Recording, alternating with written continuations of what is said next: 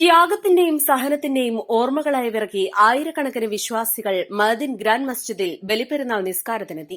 രാവിലെ 7:30 നടന്ന നിസ്കാരത്തിനും ഖുതുബയ്ക്കും മഅദിൻ ഗ്രാൻഡ് മസ്ജിദ് ചീഫ് ഇമാമും ഖലീൽ അൽ ബുഖാരി തങ്ങളുടെ പുത്രനുമായ സയ്യിദ് അഹമ്മദുൽ കബീർ അൽ ബുഖാരി നേതൃത്വം നൽകി. ഹസ്രത്ത് ഇബ്രാഹിം നബി സ്രഷ്ടാവായ അല്ലാഹുവിന്റെ പരീക്ഷണത്തിൽ വിജയിച്ചതിന്റെ ഓർമ്മ പുതുക്കലാണ് ബലികർമ്മമെന്നും ആഘോഷങ്ങൾ ആഭാസങ്ങളാകാതെ നാടിനും സമൂഹത്തിനും ഗുണപരമായ കാര്യങ്ങളിൽ വ്യാപൃതരാകണമെന്നും എല്ലാ വിഭാഗം ജനങ്ങളോടും സ്നേഹത്തോടെയും സൌഹാർദ്ദത്തോടെയും പെരുമാറണമെന്നും തങ്ങൾ പെരുന്നാൾ സന്ദേശത്തിൽ പറഞ്ഞു. പെരുന്നാൾ നിസ്കാരശേഷം വിശ്വാസികൾ ഹസ്തദാനം നൽകി പെരുന്നാൾ സന്തോഷം കൈമാറിയാണ് പിരിഞ്ഞുപോയത്. ഫലസ്തീനിൽ യാതന അനുഭവിക്കുന്ന കുരുന്നുകളടക്കമുള്ളവർക്ക് പ്രത്യേക പ്രാർത്ഥനയും നടത്തി. പെരുന്നാൾ നിസ്കാരശേഷം വിട്ടുപിരിഞ്ഞുപോയ ഉറ്റവരുടെ ഖബറിടം സന്ദർശിച്ചു.